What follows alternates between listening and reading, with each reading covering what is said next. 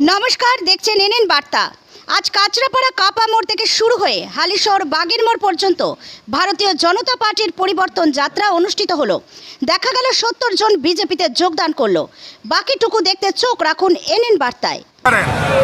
ভারতবর্ষের আইন সংবিধানকে যেভাবে মমতা ব্যানার্জি উপেক্ষা করছে, আমাদের দেশে সবথেকে যে বর্গকে সম্মান বেশি দেওয়া উচিত আদিবাসী বর্গ, সেই বর্গ থেকে বিশেষ করে মাতৃশক্তি যিনি আমাদের দেশের রাষ্ট্রপতি সম্মানীয় দ্রৌপদী মুর্মুর মহাশয়কে যেভাবে উনি অপমান করেছেন, রাষ্ট্রপতিকে অপমান করেছেন, তারপরে আর বলার কি হয়ে যাচ্ছে।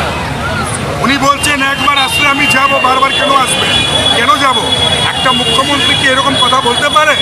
আগে নিজেকে লজ্জাবোধ হওয়া উচিত, তারপর অন্য লোককে বলবে। পরিবর্তন যাত্রায় দেখে তৃণমূল কংগ্রেসের ঘুম ভেঙে গেছে, ঘুম আসছে না, চেষ্টা করলেও ঘুম আসছে না। তারা দেখতে পাচ্ছে সাধারণ মানুষের সাড়া পাচ্ছে বিজেপি, সাধারণ মানুষ বিজেপির সঙ্গে যুক্ত আছে। যখন আমাদের কর্মীরা নেতারা ব্যানার লাগাতে যাচ্ছে বাড়ি বাড়ি, তখন সাধারণ মানুষ দাঁড়িয়ে বলছে আমার বাড়িতে লাগাও, ওর বাড়িতে কেন লাগিয়েছে, আমার বাড়িতেও একটা লাগাও। এইরকম যখন কাজ হয় তাহলে বোঝা যায় সাধারণ মানুষ পরিবর্তন চাই। প্রেসিডেন্ট রাজনীতি করতে এসেছিলেন, উনি কি রাজনীতি প্রোগ্রামে গিয়েছিলেন? উনি কি ভারতীয় জনতা পার্টি কার্যক্রমে কোনোদিন বাংলাতে এসেছেন? বলতে লজ্জা হয় না?